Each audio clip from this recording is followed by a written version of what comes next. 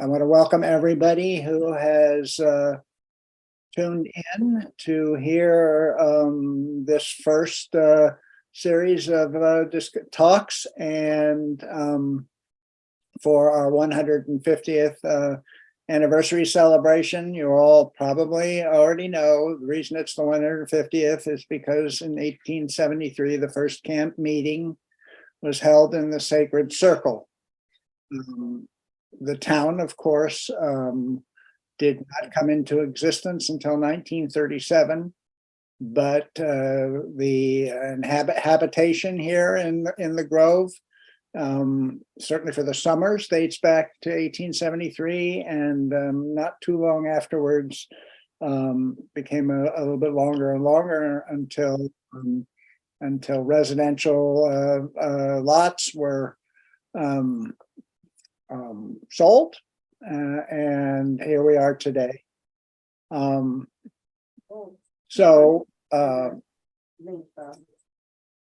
As you know, this event, I hope you know, I want to be sure and give credit where credit is due for all of the events that are starting with tonight, running through Sunday, have been organized by the 150th anniversary committee, which was an ad hoc committee formed completely spontaneously when it was recognized that this was indeed a notable year.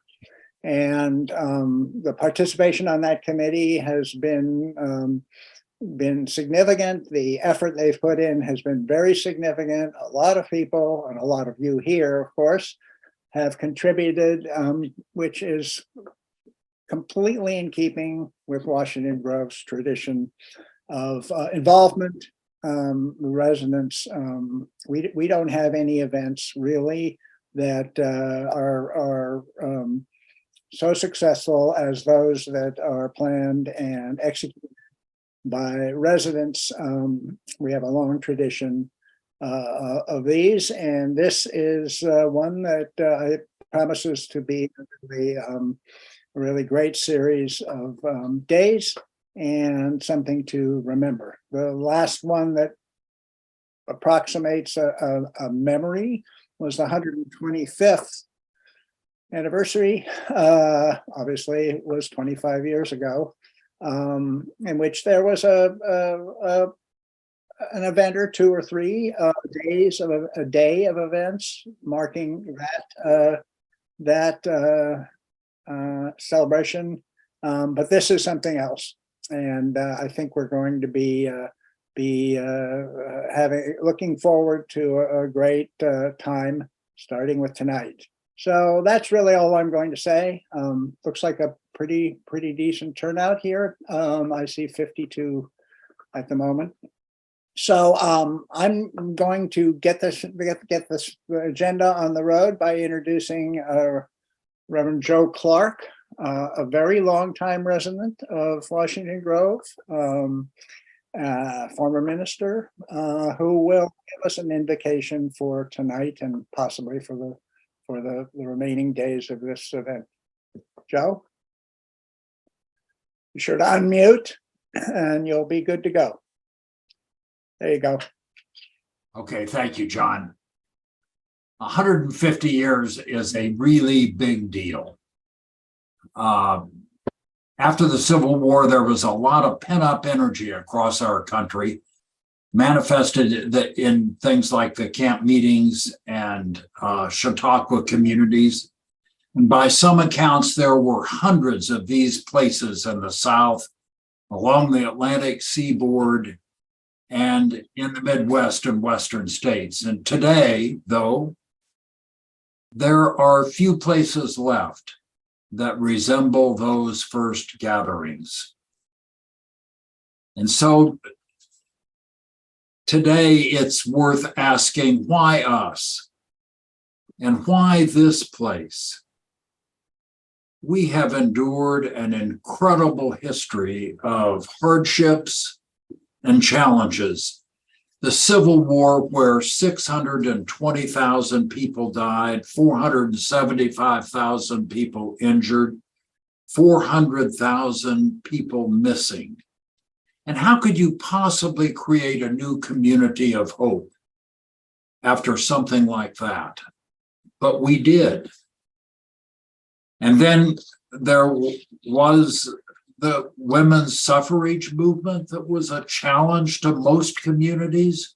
World War I, the Depression, World War II, the Korean War, Emmett Till, the Kennedy assassination, the 1960s, the Vietnam War and all the protests, the civil rights movement and the protests and struggles that created.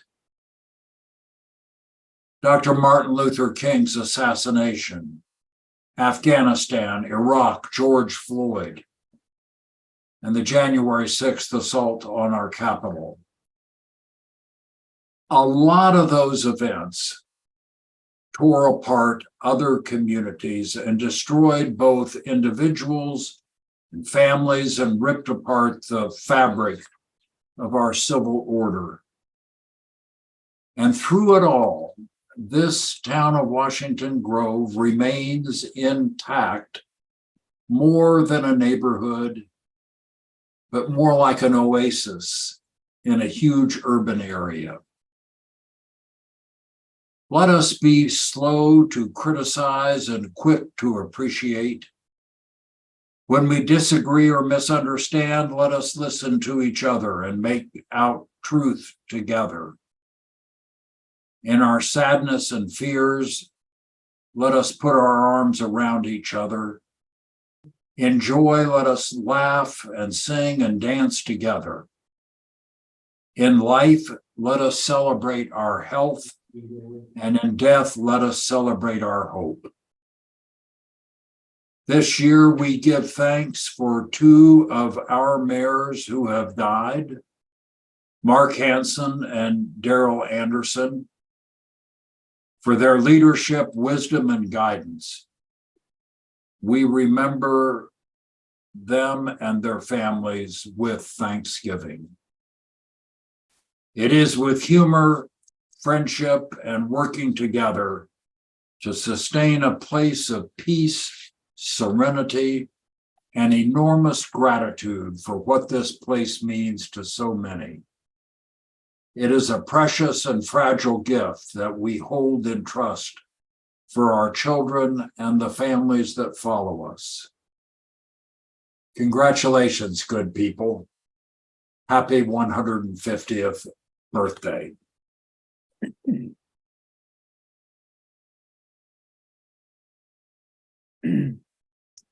Well, thank you, Joe.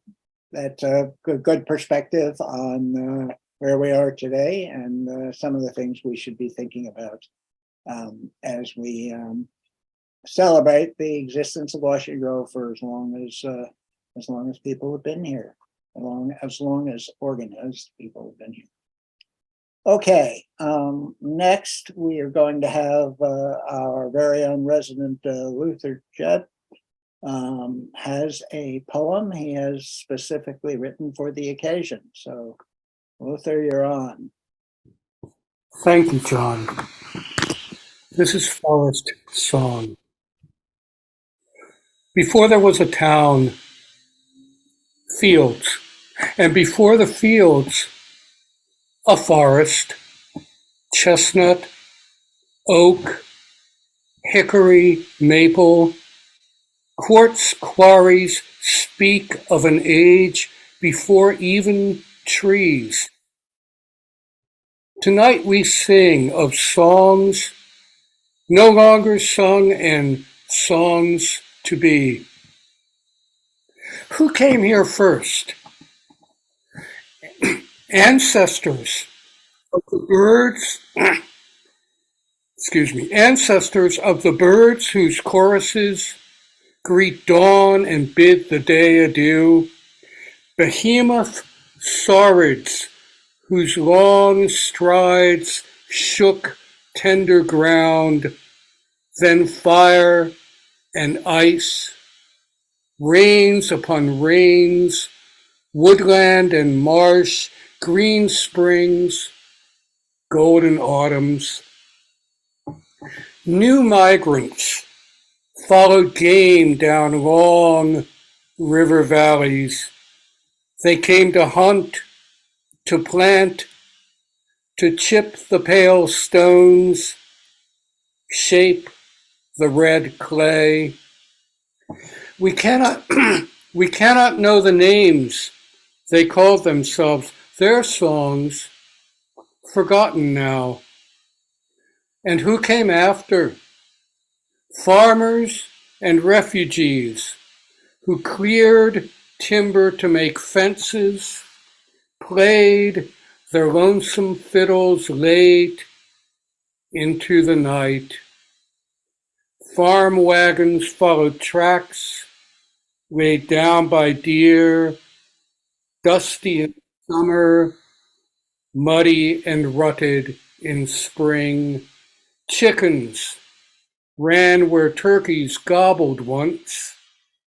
Cattle took the place of deer. Dogs howled to a moon that saw it all before we came to linger here. There were drums of war. No battle here. Only widows wearing weeds to grieve. There were lilacs in the yard. Before there was a town, the railroad had to come. Then tent and tabernacle, new trees planted, cottages and gravel paths laid out under maple, hickory, and oak. The summer people came and stayed the winter. The townsfolk sang late into the night.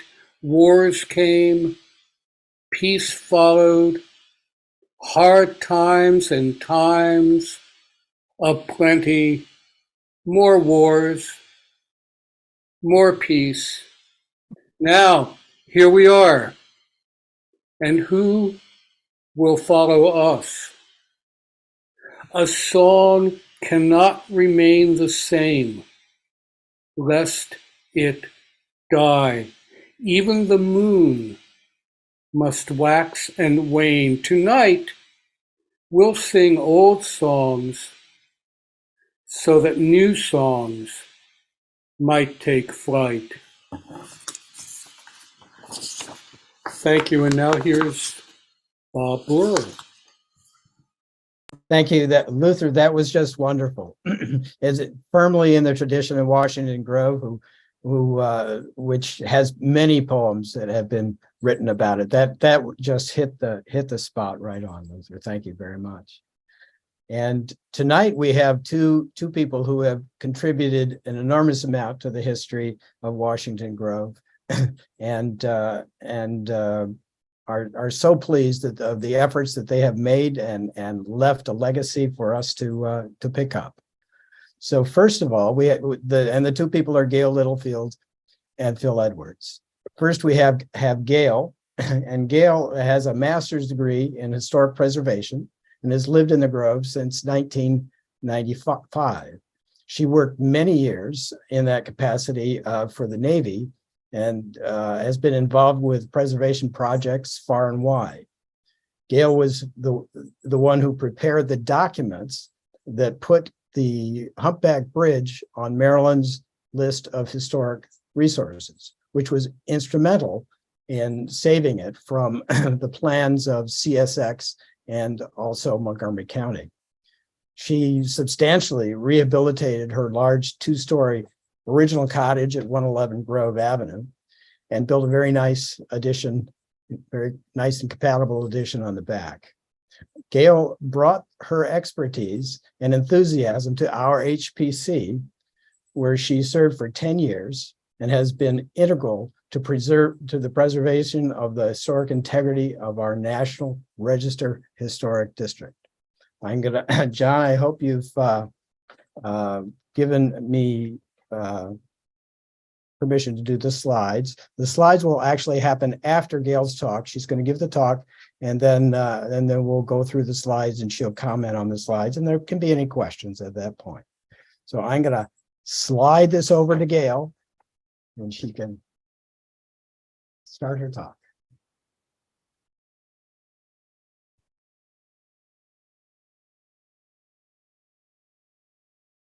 Thank you. Thank you, Bob. Well, Meredith invited me to give a brief presentation about the contribution of the railroads to Washington Grove's history.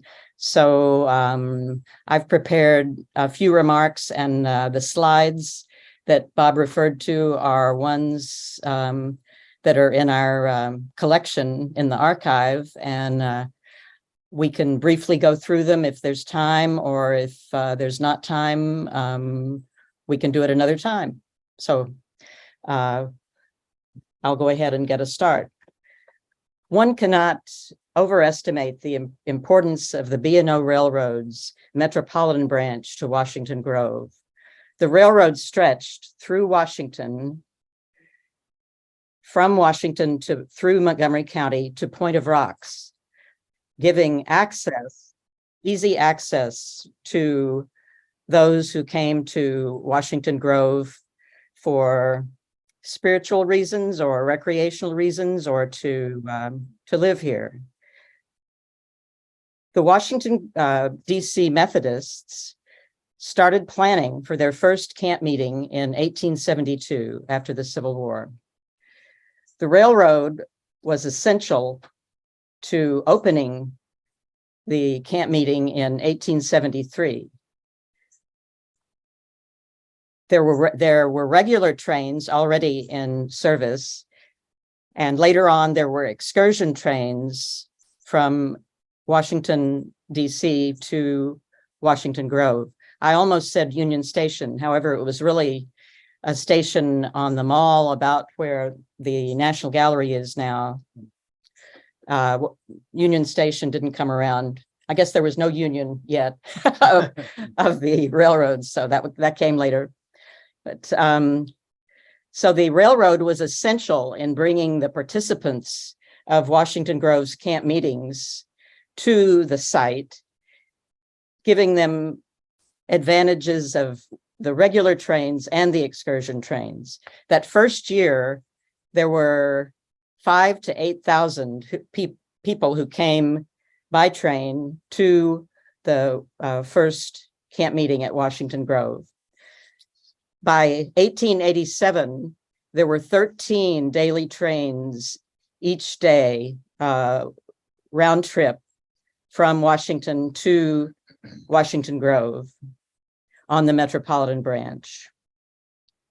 Sunday excursion trains brought thousands of people, especially when there was a well-known evangelist on the card. And actually the Sunday excursions became controversial because some of the leaders in the Grove felt that was dealing on the Sabbath, and they didn't approve of using Sunday as a day to make money by the railroad. And then when they later on found out that actually the Grove was getting a rebate off the excursion tickets, and so I think maybe they cut back on those after that.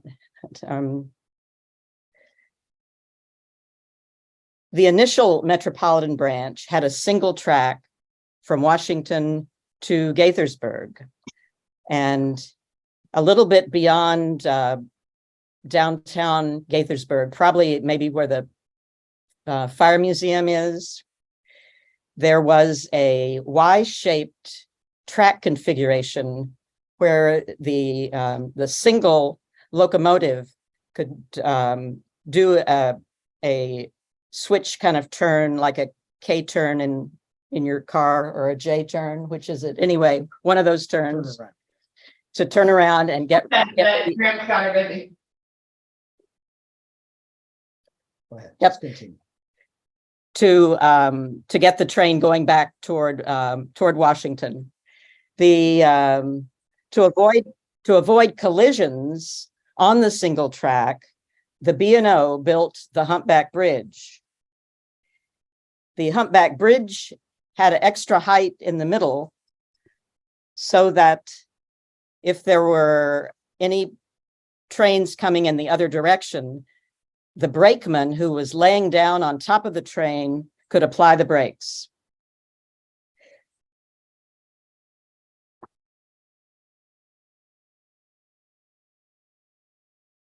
The humpback bridge is our most evident reminder of Washington Grove's early days. Its configuration is due, and its continued existence is due to perhaps some luck and lots of activism on the part of Washington Grove residents for some time now. The town has successfully advocated for preservation of the bridge in response to several plans for demolition by the county.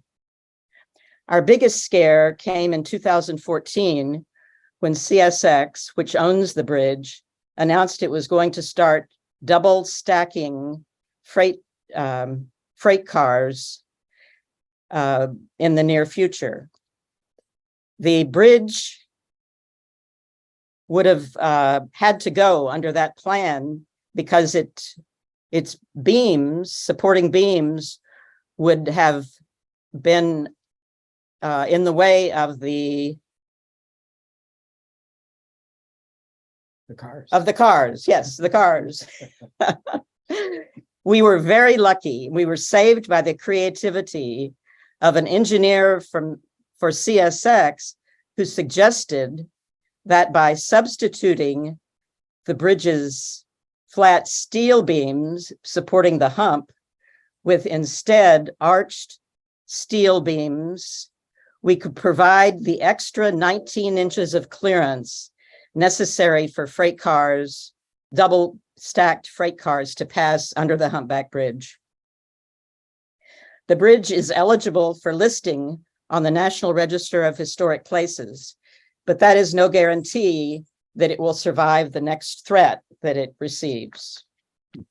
The first slide is a wonderful shot of the beautiful waiting depot that Washington Grove had in earlier days. It had waiting rooms for men and for women, and it was drawn to a design by the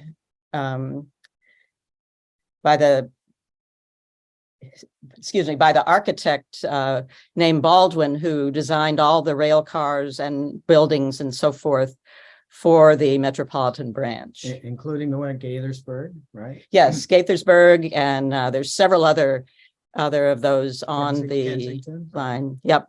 We have an old one and a new one in what is the name of that town?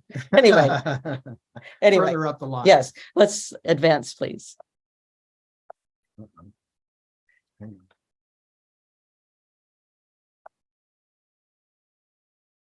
This is another shot showing some more of Baldwin's station and depot buildings, and it's on the left. on the left. And this is something else. I'm sorry. And people, I assume, who are the equivalent of taxi drivers, hoping that they can get a chance to take somebody onto the grounds of Washington Grove when they get off the train. Okay, Bob.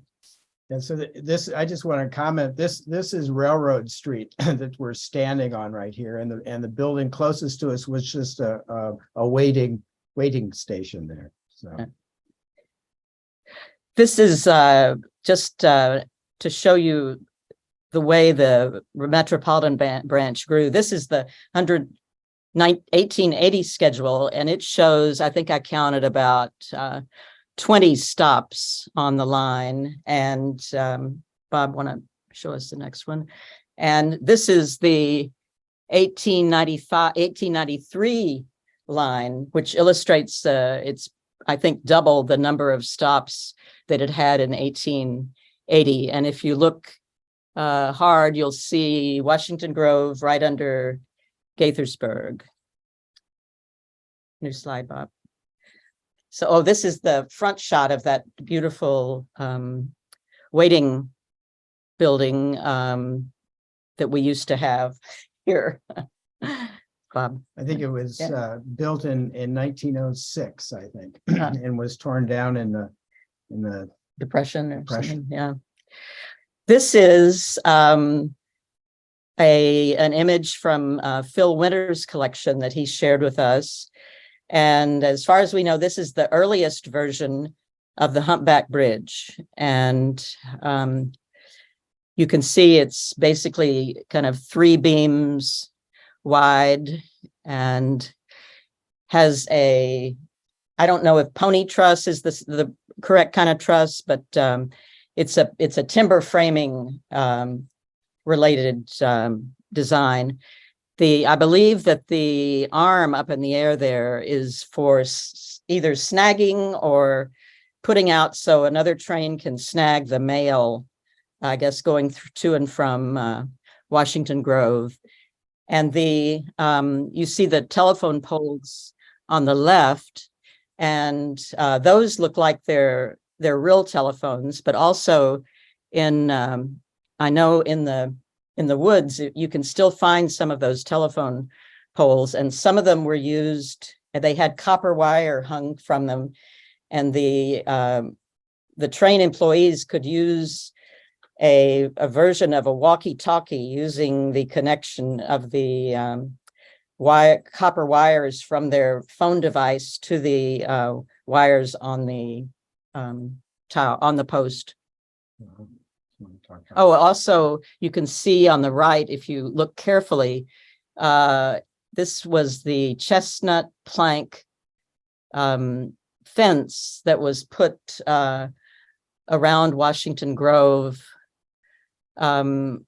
Looking at Phil's book, it seems like it might have served several different purposes, but at least for a time it was used to keep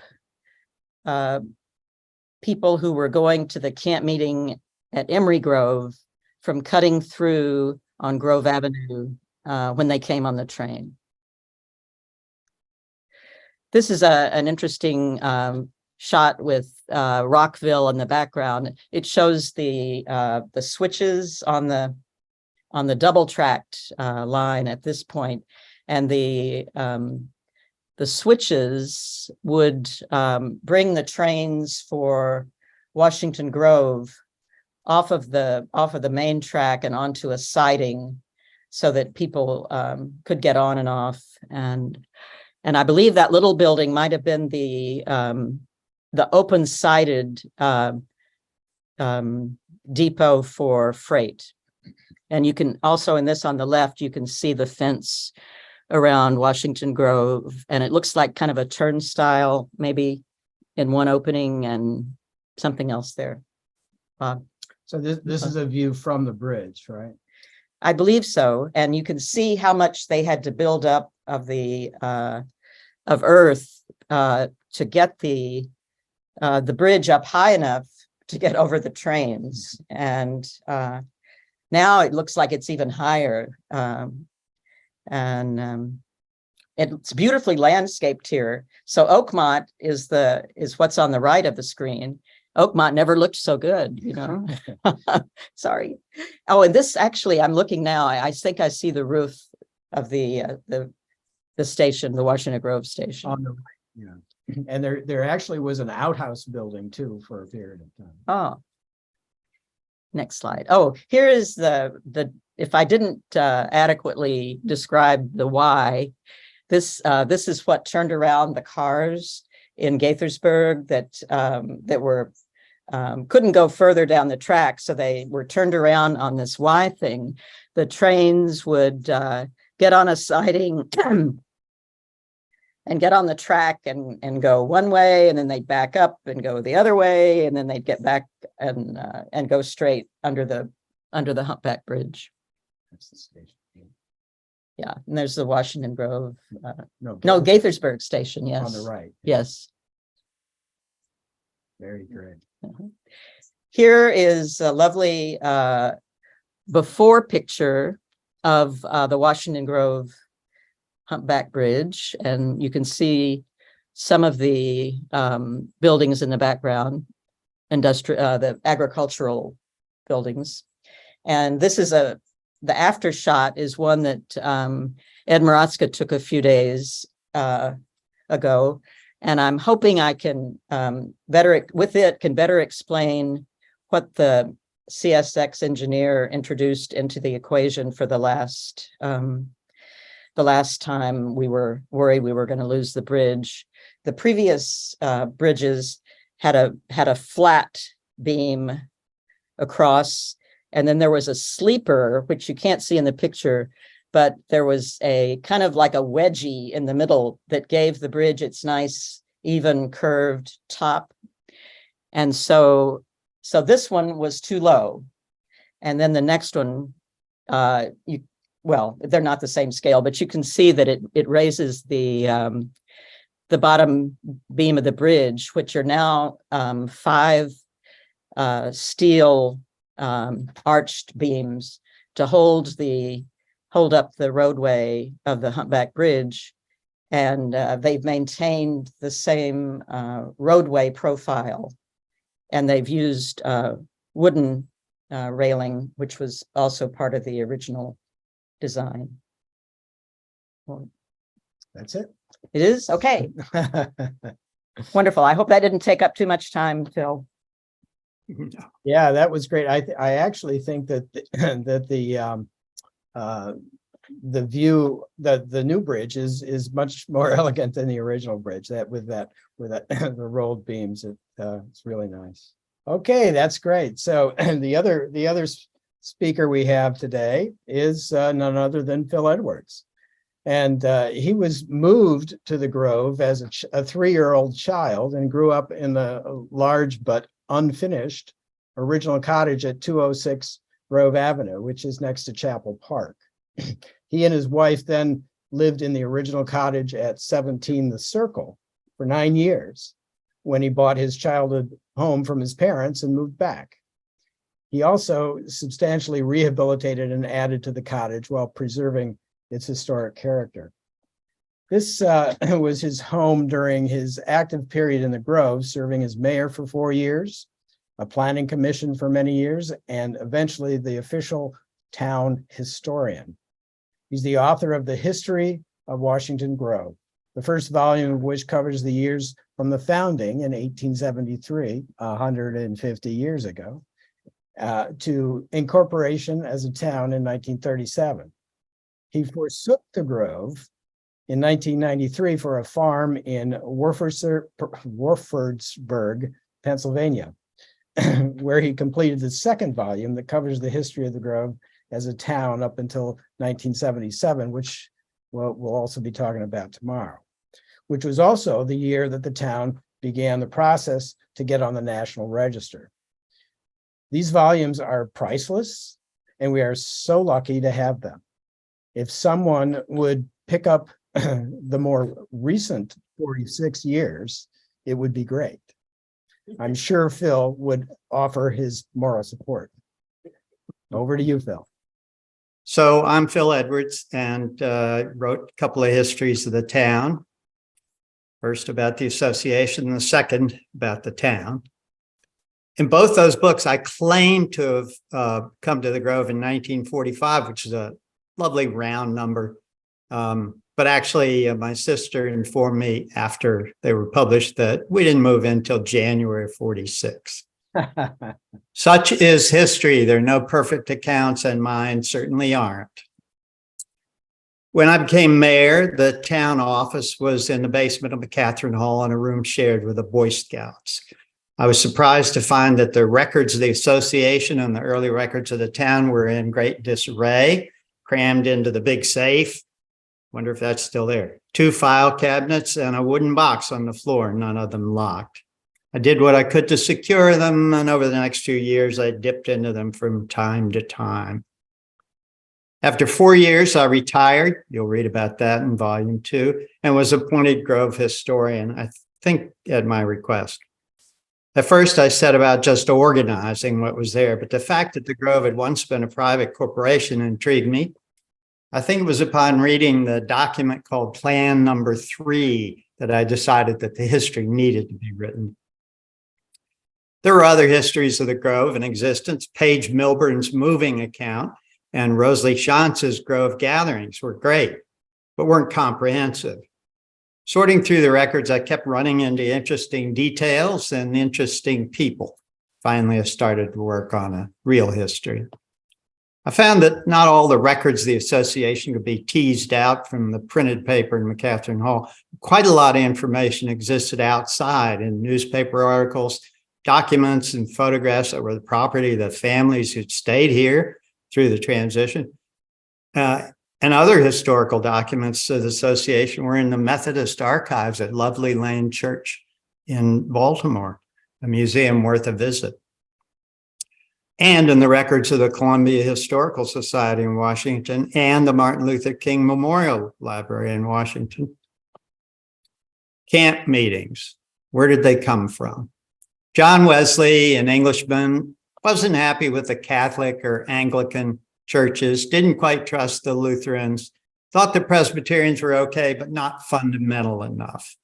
He had an epiphany one afternoon, and afterwards he rode all over the English countryside speaking and gathering converts. He was very successful, and soon he was able to export his Methodism to America, where preachers Koch and Asbury had similar success using the camp meeting concept to bring Americans into the fold. Methodism thrived, particularly in the mid-Atlantic states, but the Civil War put a hold on camp meetings. Camp meetings had been successful, but they had drawbacks. You couldn't control who showed up. Also, you'd invest in the infrastructure, and by the next year, there was nothing to show for it. After the war ended and things were getting to the new normal, the Methodist churches of Washington attempted a restart. If they could own the campground, they could control it and retain their infrastructure investment from year to year. They got together and formed a corporation, authorized 1,000 shares of stock, set about finding some ground to buy. I was later to learn that the 1,000 shares of stock and how the bylaws treated it was to be the fatal flaw that doomed the association in the long run. But the long run was a good run. The church leaders had a corporate structure now. They just needed to find a site. Committee of 2 preachers and 2 laymen went looking in Maryland and Virginia. The site they wanted to be remote yet accessible. New train line had been charted north of DC through Rockville and Gaithersburg, and the high ground of an old farm lay along that line. After visiting the site, the men entered into a contingent contract with the widow Cook. The Camp Meeting Association of the District of Columbia in Maryland was essentially to be a gated community. The gates would be open to everybody during camp meeting, but reserved for the stockholders and their families for the rest of the year. Only qualified buyers would be able to own stock, thus control of the grounds was assured. A way to do the work of the Lord, yet have a nice getaway during the summer. Like so many organizations of its time, the only way to become a member, in this case to purchase stock, was to be recommended by somebody already in the group. In effect, it meant you had to be white, Christian, preferably a Methodist. There were plenty of takers. The first camp, in spite of the rain, was an enormous success. The stages of the association. I think of the first stage of the association's life as camp meeting euphoria. In spite of there were hard economic times. There had been a panic on Wall Street that fall, and the country was in an economic depression for most of the 70s.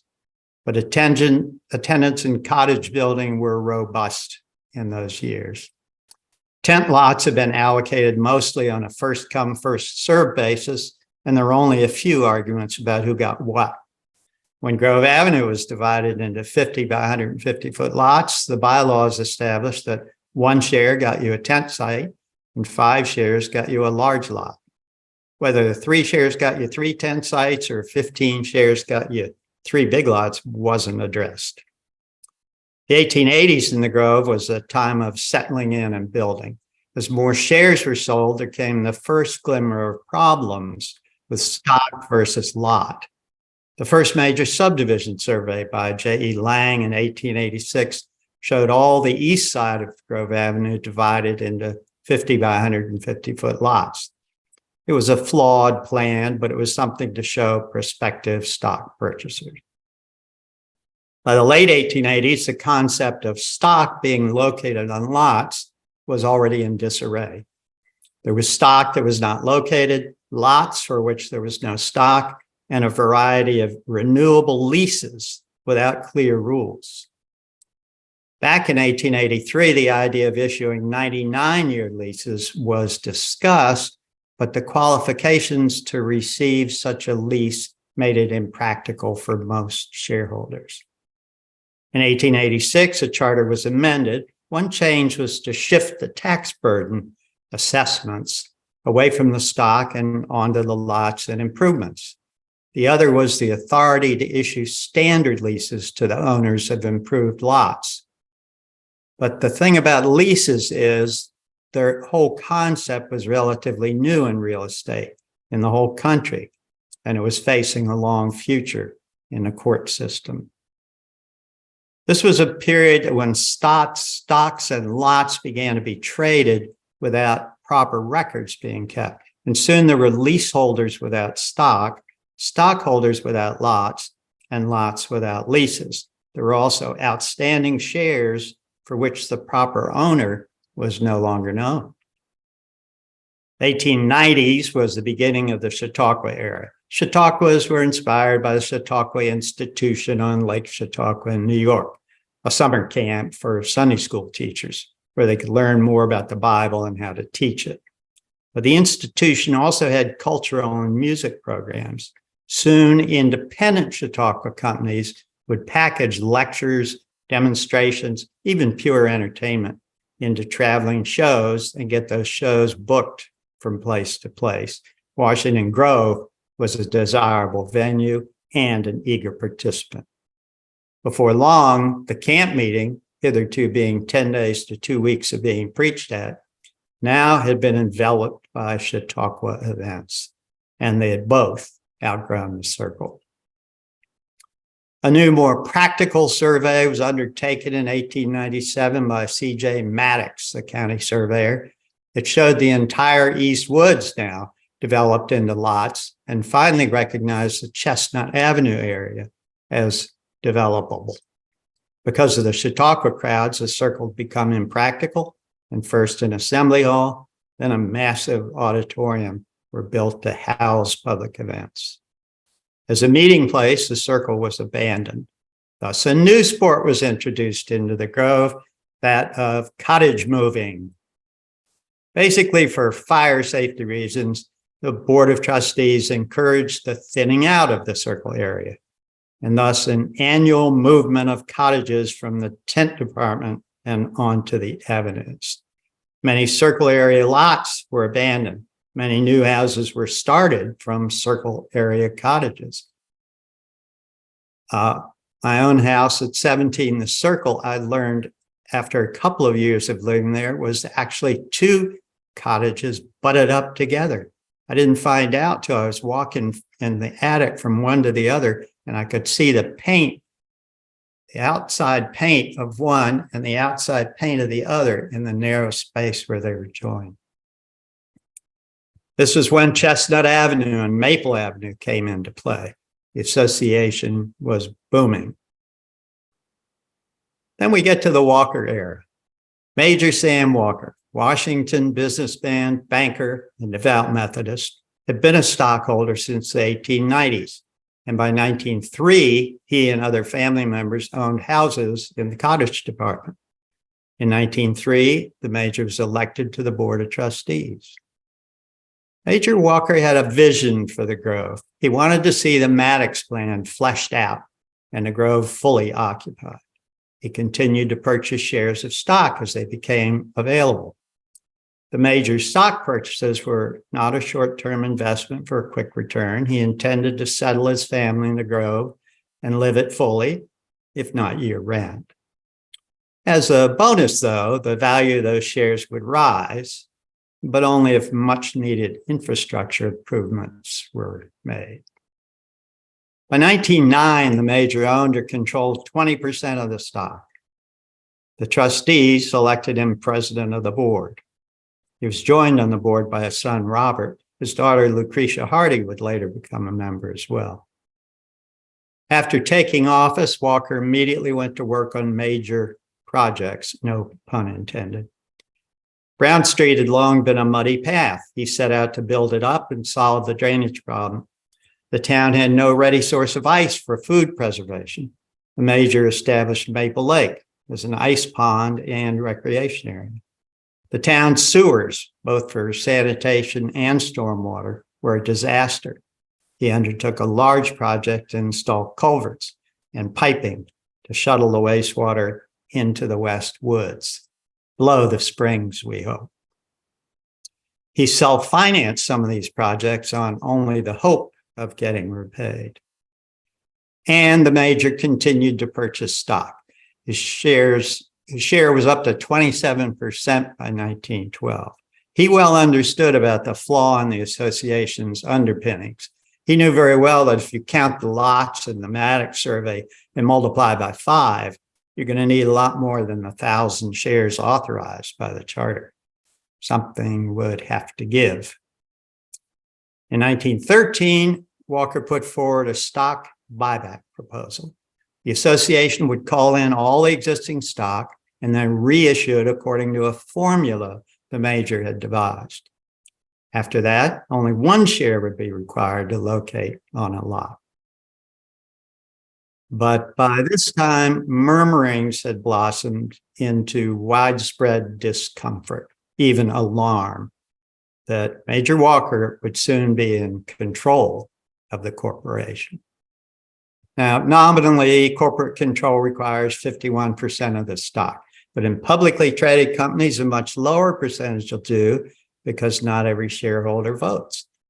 Though the Grove was a private corporation, there were already shares out that were no longer being voted. Thus, the major's 27% and climbing was getting close to the threshold. What's control? Control would mean he could do anything he wanted. The board took a hard look at the major's proposal, deemed it to be a benefit primarily to the major himself. They voted no. Rebuffed, he resigned. Another prominent Washingtonian, L. Cabell Williamson, took over as president. But the story wasn't over. Almost immediately, the subject of leases versus deeds resurfaced. Some lots had been conveyed by lease, but because of the uncertain legal status I mentioned of leases, the trustees had begun issuing a form of highly restrictive deed. Robert Walker sued to have the association issue him and his mother fee simple deeds, the common form of ownership most of us now have. For one of his lots, he also requested the old form of lease, knowing that under Maryland law, leases had recently become convertible to deeds. Things were indeed very muddled, pun intended. The suits worked their way through the courts, at first with a split decision, but then in 1916, on appeal, the association prevailed. It could continue with its muddled rules of ownership. By this time, of course, the Grove wasn't just a camp meeting anymore. It wasn't the Chautauqua events. It was a place to live and thrive part of the year, and for some, all of the year. Sam Walker wasn't going away. He was still farming the land on the north end, and he was still accumulating stock. In 1914, the trustees took an extraordinary action. They started refusing to transfer shares to the major. If they weren't transferred, he couldn't vote them. Technically, though, it was still possible for him to reach a majority of voted shares through attrition. So the trustees went one cringeworthy step further. They began to allow a former stockholder whose shares had been sold to the major to continue to vote them as though he still owned them.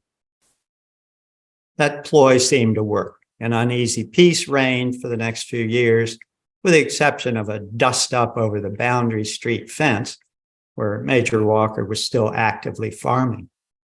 The gory details of that transaction are in the book. By the end of the Great War, 1914 to 18, the Grove was home to a majority of year-round residents, but the lease deed ownership problems continued to simmer. The patently unfair refusal of the board to transfer shares to the Walkers was still festering. Trustee Carl Loeffler of the unusual-looking house at 108 Grove Avenue proposed a resolution to solve the problem. It would simply modify the bylaws to limit any stockholder to 20% of the capital stock and enjoin the trustees from transferring any stock that would cause that limit to be exceeded. It passed overwhelmingly and seemed, again for a while, to solve the problem. President Williamson continued in office until 1922.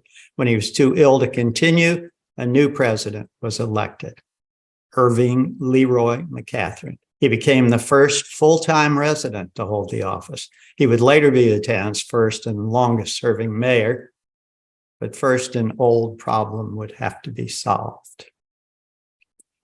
The association was on thin legal ground when in 1926, Robert Walker presented a certificate for 2 shares of stock he had purchased from a Mr. Crick for transfer to himself.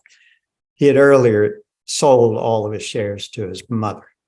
The trustees refused, saying the stock was in arrears. Walker paid the back assessments and presented the certificate again. This time they refused on the grounds that it was improperly endorsed. The endorsement was corrected, but each time the request was made again, the matter was postponed. Robert's sister became a member of the board that summer, and when Robert presented the certificate again that fall, it was refused again, but the vote was no longer unanimous. Robert returned to a subsequent meeting, holding an extensive written legal argument he was prepared to send to all stockholders. The board accepted, read, and considered his convincing arguments, and finally caved in. They transferred the Crick stock to him. But at the same time, recognizing the grave condition of the Grove's government, they also appointed a committee to, quote, look into the matter of titles to land in and of Washington Grove. Well, committees can be places where ideas go to die, and this one did its job. After over a year with no progress, the committee was dissolved. Well, the Roaring '20s weren't roaring so much anymore. In many places, the Great Depression started way before the 1929 stock market crash. In the Grove, there were already vacant properties, assessments that hadn't been paid, and as always, the Grove was operating at a deficit. The Washington Suburban Sanitary Commission had to be paid its annual fees, whether the citizens paid or not. The Gaithersburg Washington Grove Volunteer Fire Department needed its annual contribution from the Grove. Roads needed to be repaired. Snow needed to be plowed. The Grove was in a financial mess. And after the stock market crash, things only got worse. Then came the Prescott opinion. The Grove's attorney in Rockville, Stedman Prescott, had earlier rendered a verbal opinion that largely because of the diversity of the titles issued to the residents, the association was legally powerless to collect its assessments. He recommended against trying to sue the recalcitrant owners because if the suit failed, more would stop paying their fair share. In 1935, the board asked Prescott for a written annotated opinion. In that opinion, the fatal flaw of the association was graphically exposed, and now in writing. It stated that, quote, it is not possible to collect delinquent assessments by a civil suit. But the board wasn't satisfied. they found another attorney who was willing to test the idea. He wrote and filed a lawsuit against one recalcitrant owner on Brown Street. The trial was scheduled for March of 1936, but there were delays, and in May, the case still hadn't been heard. Then the trustees learned that the owner had hired Stedman Prescott to defend it. Prescott was a dangerous adversary under the circumstances, as having studied the association's position so recently and so thoroughly. Everyone took a deep breath. Change was certainly coming. At the stockholders meeting in June, Dr. Elman Cook, a son of one of the Grove's founders, was elected president. After which, rich in symbolism, he was personally escorted to the chair by Roy McCatherine and Robert Walker. Cook had accepted the presidency only on the condition that the lawsuit be dropped. He stated that the one indispensable thing for success is harmony and good feeling. The suit was dropped, and a new committee on revision and reorganization was named. The committee wrestled with the three options available, one of which was to simply dissolve the corporation. No one wanted that. But they would still have to choose between becoming a special taxing area like Chevy Chase or a full-fledged municipality. Finally, on Saturday, March 12, 1937, the committee was ready with its report to be delivered at the Grove. The railroads were apparently not running that day, but it was important that a large majority of stockholders be present to vote.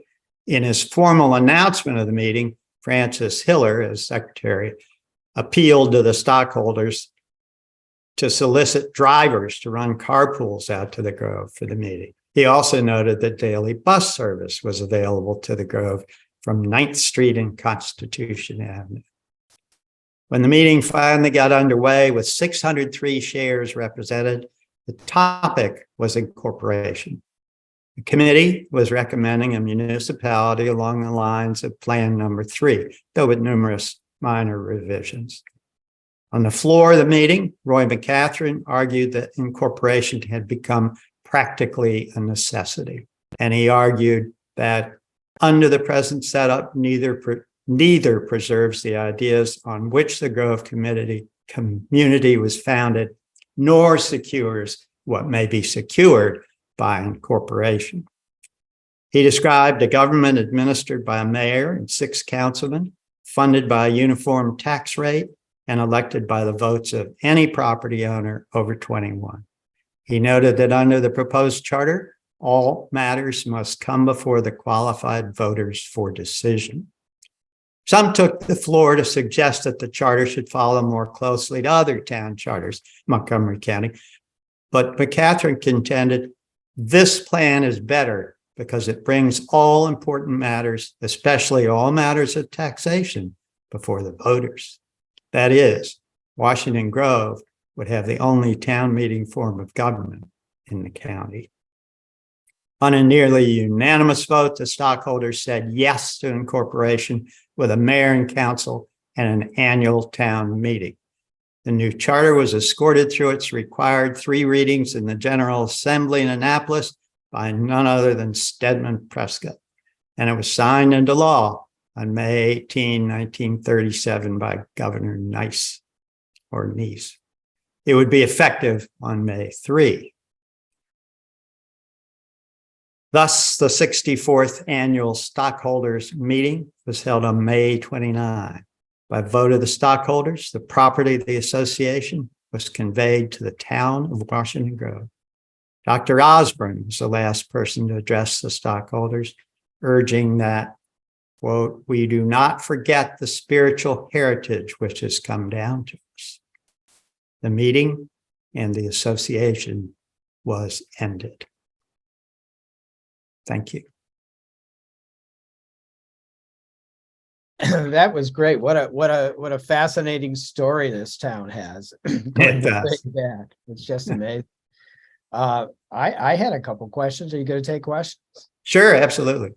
It's a cliffhanger. I had the understanding that that Glen Echo was also part of the Chautauqua Circuit, and that it actually had a very brief life. And a lot of the organizers of the Glen Echo Chautauqua were also the organizers of the Washington Grove Chautauqua, and so Washington Grove became the place in the region for attending Chautauqua. Do you know anything about that? Oh, I know it somewhere in the written record. Yeah, it's definitely, it was that Chautauqua that did provide most of the entertainment and uplifting content for Washington Grove in the beginning. And I also understand that Major Walker had quite the career in DC. He was a major mover and shaker in DC, was he not? Oh, he really was. Yeah, he's a banker, real estate developer.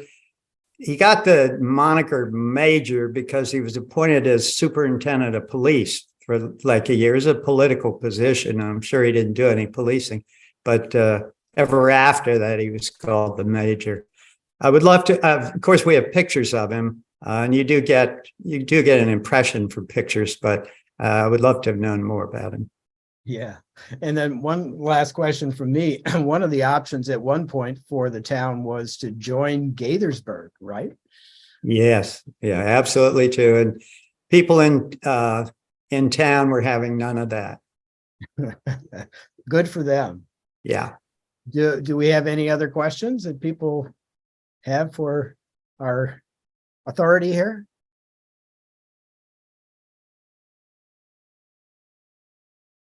No questions. Well, I have a little postscript if you can tolerate it. Yeah. This talk was about failure. This talk was negative. This was about, what goes wrong. So, and in the book, I write about the association as being doomed by its mistaken assumptions, and by mistakes in its legal organization, and its failure to see into the future when population and technology would roll over it like a great tidal wave. But I wrote here, doomed though it was doomed in the same way the human beings are doomed to be born innocent, to live and grow through all manner of difficult times, to enjoy its life whenever it could, and to try to leave some legacy of knowledge or some improved condition of mankind when it would inevitably pass. The town of Washington Grove was its legacy to us, and no life that could leave such a legacy could properly be called a failure.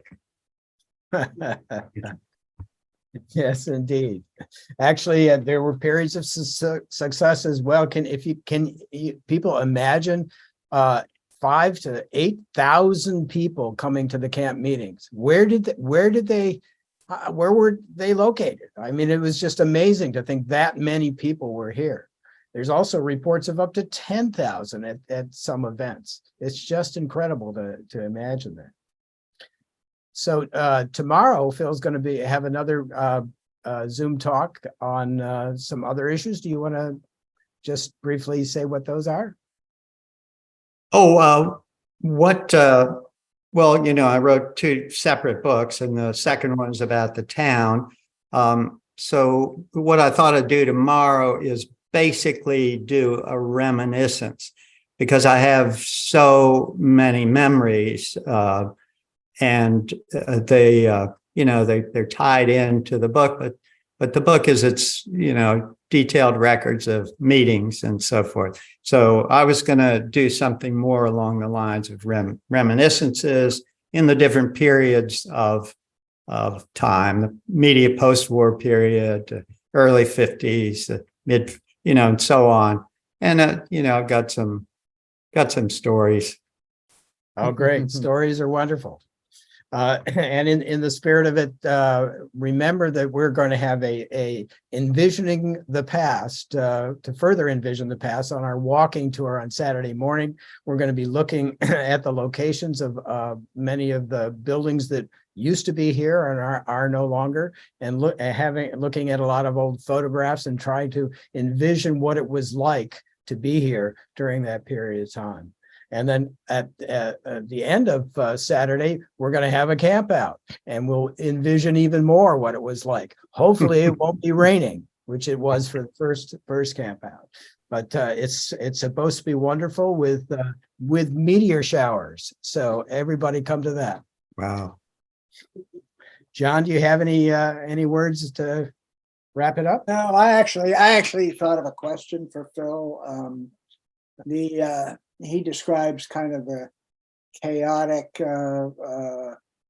situation with the running of the camp of the Washington Grove Association. I just want to know, did that have any negative effects? I mean, that doesn't address people who are living here. I mean, sometimes the fighting, the infighting, and the issues overshadows, ordinary life that went on. Did that retard the quality of life compared to, for example, nearby Gaithersburg, a municipality, or whatever else? Does that question make sense? I'm trying to get a feel for, the role the camp association dramatics played in ordinary life in the town area. Yeah, that's very good. Of course, as I researched and wrote, what I learned about were the hard times, the difficult things, and not all the joy. But I do have I had a neighbor when I lived on the Circle. Edith Emmons lived just catty corner to me, and Edith was daughter of one of the preachers. So she was an original resident. She told us stories about the wonderful times they had.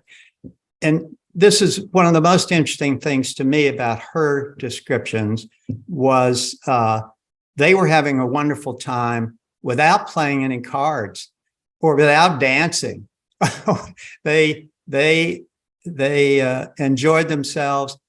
And I have always thought, well, this is the way most people lived their Washington Grove lives in the summers, particularly, just having a grand time and letting the town fathers argue among themselves about this or that. Yeah, thank you. Yeah, that's.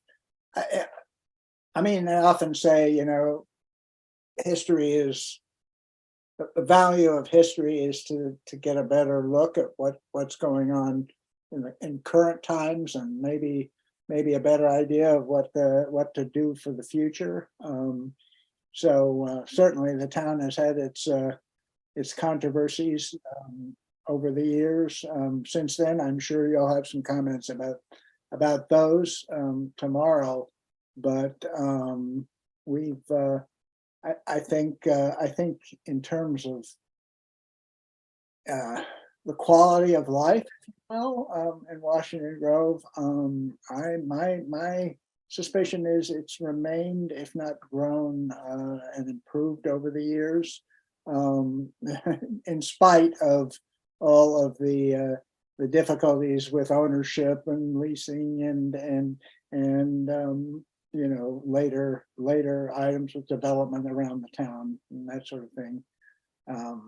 So thank you for the perspective, at least until 1937.